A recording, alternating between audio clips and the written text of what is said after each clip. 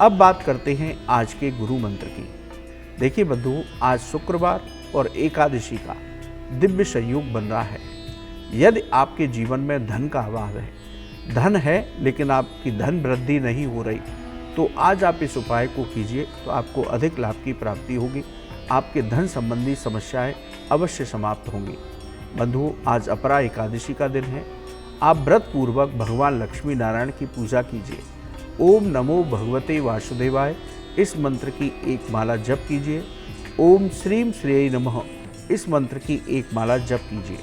शाम को तुलसी जी के पास घी का दीपक जलाइए और तुलसी जी के पास बैठकर ही फिर से इन्हीं मंत्रों का जाप कीजिए, यानी कि ओम नमो भगवते वासुदेवाय और ओम श्रीम श्रेय नमः।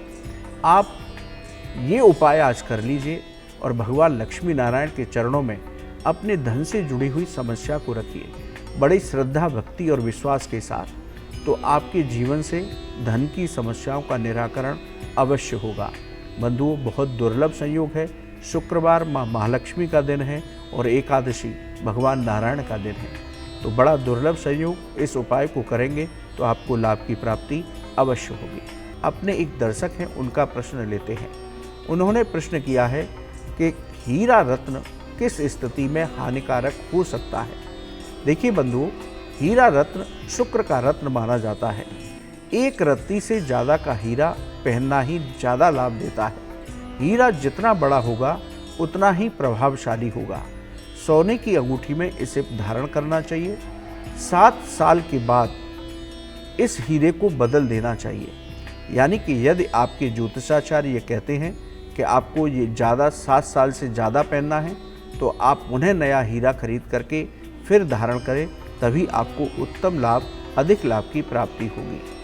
बंधुओं, यदि इसी तरह आपका कोई प्रश्न है तो आप हमारे ईमेल पर लिख करके भेजिए, हम उसको कार्यक्रम में अवश्य शामिल करेंगे। दर्शक हैं, उनका प्रश्न लेते हैं कि नीलम रत्न को हमें कितने समय तक धारण करना चाहिए। बंधुओं, नीलम रत्न शनि का रत्न है। 4 रत्ती या इससे अधिक वजन का हो तो आपको उत्तम लाभ की प्राप्ति होगी। इसे पंच धातु, लोहा या सोने में धारण कर सकते हैं। 5 साल के बाद नीलम रत्न को अवश्य बदल देना चाहिए। इसके साथ ही बंधुओं, जब भी आप नीलम रत्न धारण करें, उससे पहले उसको 2 या 3 दिन के लिए अपने तकिए के नीचे रख करके सोने का प्रयास कीजिए।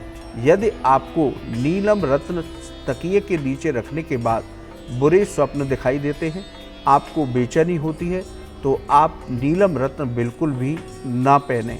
ये मेरी आपको विशेष हिदायत है। विशेष सावधानी नीलम रत्न को पहनने के साथ अवश्य रखनी चाहिए। तो इस तरह से आप नीलम रत्न को धारण करने से पहले उसको चेक अवश्य करिए।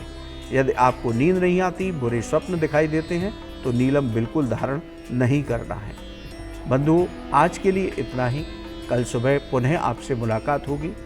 बंधुओं, यदि आपका ज्योतिष और धर्म से संबंधित कोई भी सवाल है तो आप हमारे ईमेल पर लिखकर भेजिए, हम उसे कार्यक्रम में अवश्य शामिल करेंगे। आपका आज का दिन बहुत मंगलमय हो, आपके सभी काम बने, यही हम भगवान से प्रार्थना करते हैं। राधे राधे।